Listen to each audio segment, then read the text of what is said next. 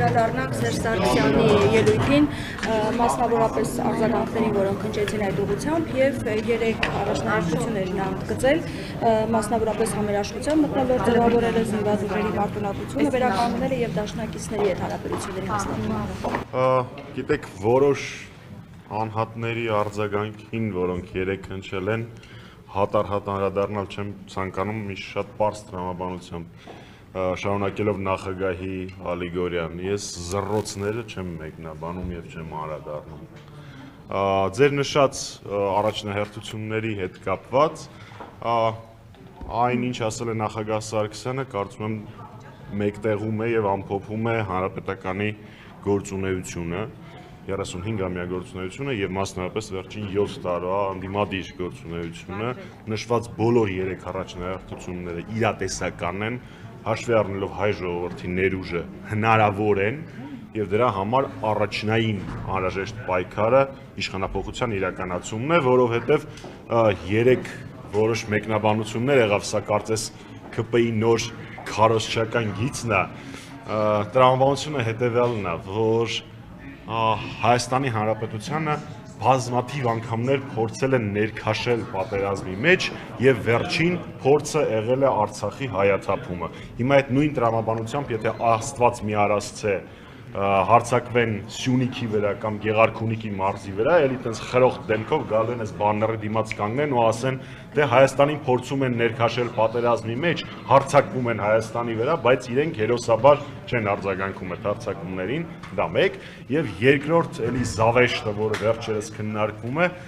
հարցին թե ինչու Ադրբեջանը չի արձագանքում այսպես կոչված խաղաղության պայմանագրի ստորագրման ամեն օր, ամեն ժամ հնչող առաջարկներին, Փաշինյանը ստատուս է գրում 15 րոպե մեկ դրա մասին եւ այլն, իրենք պատասխանում են, դե Ադրբեջանը անակնկալի է եկել Հայաստանի համաձայնությունից, չգիտեն ինչ անեն, տենց լավ չի, Սևանը հանձնեք ավելի շատ անակնկալի կգան, տենց իրաց նպատակը Ադրբեջանը անակնկալի բերելն է, անակնկալի ուրիշ ձև են բերում իրեն Ադրբեջանին, իսկ դրանք իրենք ունակ չեն։ Իսկ եկել Փաշինյանը իր ելույթում ասաց, որ ադրբեջանցիները կրակում են Հայաստանի տարածքի վրա, գուցե անկարգ են կամ էլ ժողովրդին են վախեցնում։ Նախ հիշեցնենք, որ ժողովրդին վախեցնողներից առաջինը հենց Փաշինյանն էր, որոնց այս տարի մոտավորապես այս ժամանակ Տավուշի մարզի գյուղերով շրջում էր եւ մեր քաղաքացիներին, մեր հայրենակիցներին վախեցնում էր պատերազմով։ Մեկ, երկրորդ, ես երբեք չեմ դադարի զարմանալ ԿՊ-ականների ունակությունից Ադրբեջանի փոխարեն ներողություն բառիս համար, բայց կռուտիտ լինելու ունակությանը։ Այսինքն այն հայտարարությունները, որոնք սովորաբար Ադրբեջանն է տարածում, զինվորները անկարգ են, չնայած դրան նույնիսկ Ադրբեջանը չի հասել, թիրախային չեն, օդ են կրակում, այսինքն ԿՊ-ականները ու ցավոք սրտի նաև պաշտպանության նախարարությունը վերջին շրջանում Ադրբեջանի փոխարեն արդարանում է։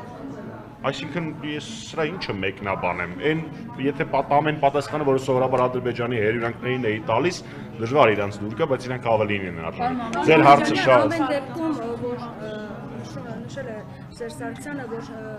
ձեր էշին, ձեր վրանը կապեք եւ այլն, որի ճակատը դուք պաչեցիք եւ այլն։ Արդյոք ընդդիմության համերաշխության մթնոլորտը կհաստատվի եւ ում է վերաբերում դա։ Ես ուզում եմ հասկանալ, ինչ խնդիր կա նախագահի այդ հայտարարության, որովհետև եթե